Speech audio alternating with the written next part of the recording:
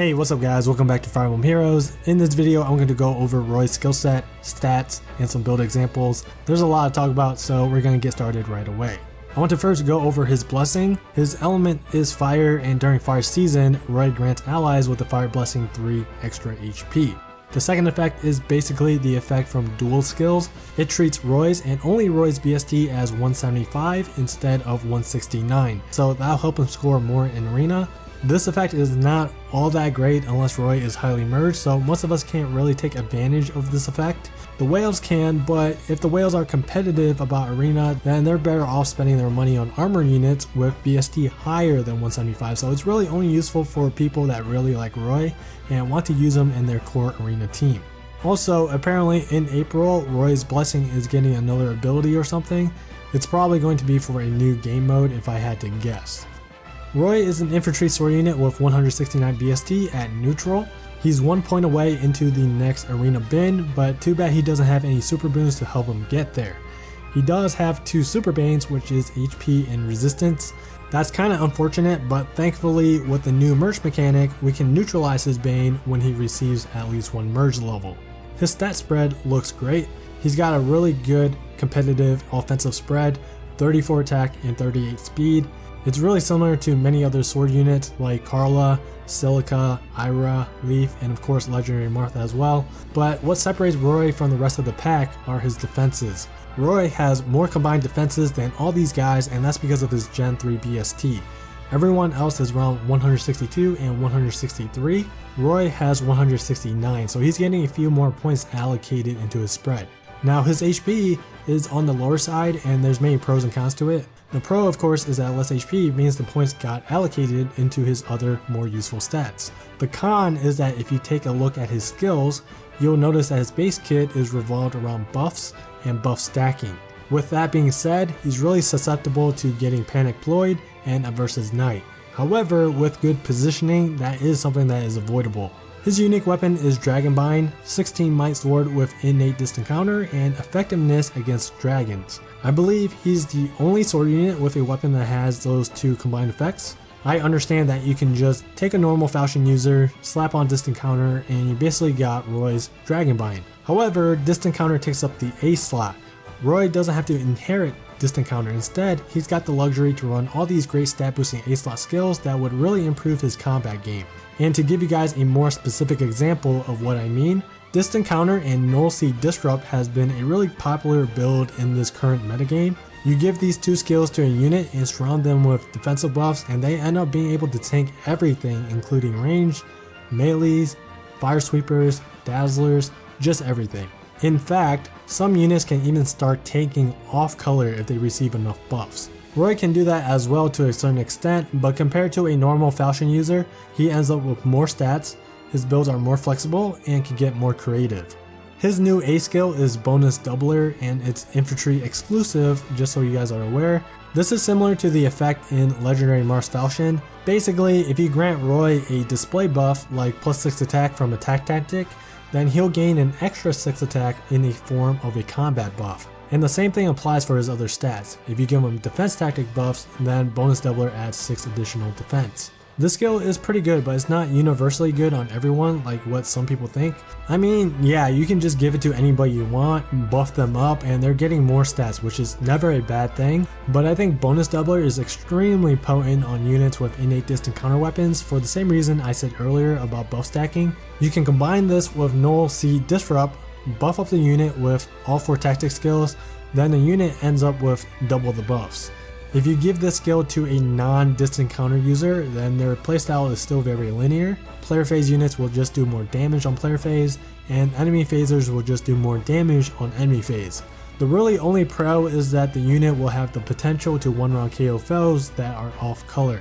On the other hand, units with innate distant counter weapons can at least destroy off-color foes in both phases regardless of the foe's attack range. So yeah, Roy's a pretty good user of the skill, but if you want to give it to somebody else, then I would recommend giving Bonus Doubler to units with distant counter weapons. Fiorm is going to be a great candidate. She can use it with the normal Shield Pulse set or with Null Seed Disrupt, which would be even better. And honestly, you can just put the same build on anybody with a distant counter weapon.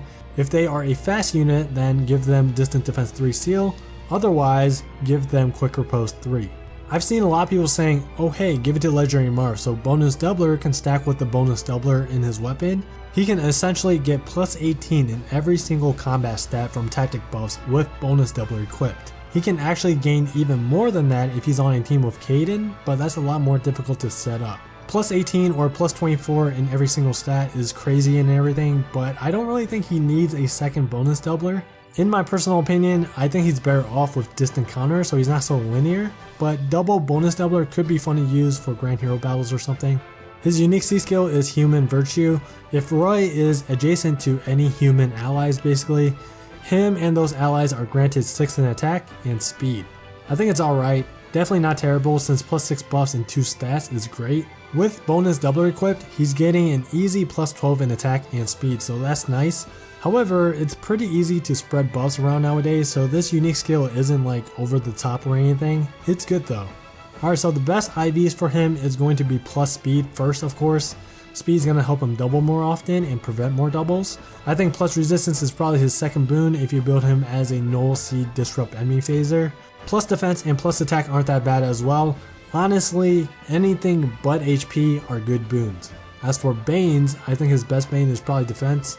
He's a Dragon Slayer and a distant counter user, so he's going to need all the resistance that he can get. Alright, so that was my review on Roy. Now let us talk about some builds, and then shortly after I'll wrap things up with any final thoughts on him and whether or not you should summon for him.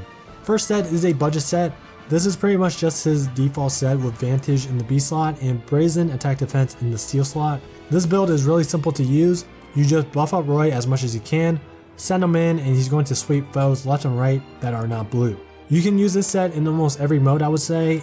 It can work in Ether Raids, but probably only for like tier 17ish or below. I doubt that this build will have any use for the tiers above that. This second build is mainly for Arena when Roy is a bonus unit. This set has all the skills that he needs in order to score very high and to go toe to toe with armor foes. Now null follow up is quite difficult to get, so you can just give him Renewal 3. If he's ever heavily injured, you can just make him run around the map, get him healed up so he can go back to fighting any remaining foes. Third set is for Arena again, except that this time, this set is when Roy is the cheerleader instead of the bonus. He's going to be full on support, so I've equipped him with a bunch of support skills that also scores very high. Human Virtue grants 6 attack and speed, Rally Defense Res Plus grants 6 in defense and res, B slot and the Seal slot are flexible. You can run anything you want in those 2 slots. Drives are the preferred seals because he's supposed to be a support. You can even give him Wind Sweep and Poison Strike Seal so he can damage foes to help the bonus unit secure kills. Next set is for Ether Raids. It's of course the Null Seed Disrupt set. If you are going for this build, you gotta make sure to surround him with as many buffs as possible. Give him everything. Surround him with drives, tactics, give him summoner support, support him with Male Corin, give him everything. His job with this set is to just go in solo and sweep the entire enemy team.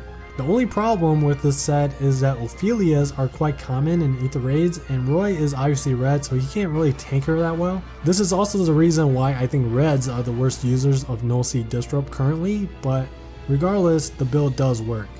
Alternatively, you can swap out Bonus Doubler for Warding Breath and give him Ether for the special. Pretty much the same concept as the previous build, except that this one trades combat buffs for faster special charges. This last set is a Shield Pulse build. Since he has Bonus Doubler and can reach above 60 attack quite easily, he's not that reliant on specials for damage. Instead, he can run a defensive special for more protection. You can mix and match different defensive specials with seals. If you want to give him full protection against ranged, then give him Sacred Cowl with Distant Defense 3 seal, or you can give him Close Defense 3 seal instead for a little bit of protection versus ranged and melee foes. Alright, so let's wrap things up with some of my final thoughts on Roy. Let's start with the question, is he worth summoning? It's going to be a yes for many of you guys. If you guys like him, go ahead and go for him because he's not a bad unit at all. He's very versatile and does well in many areas. He's good on player phase, enemy phase, a decent support, and he's got a dragon slaying distant counter weapon. The issue is that he's red, competes with many others, his skill set isn't over the top amazing, and last but not least, he's very difficult to summon since he's red and legendary.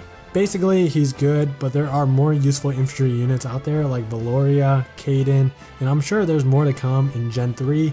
If you like him, then go ahead and summon for him, but if you are competitive in this game, then I would recommend skipping. And that's gonna be it for this video. I hope you guys enjoyed. Thanks for watching, and I'll see you guys in the next video.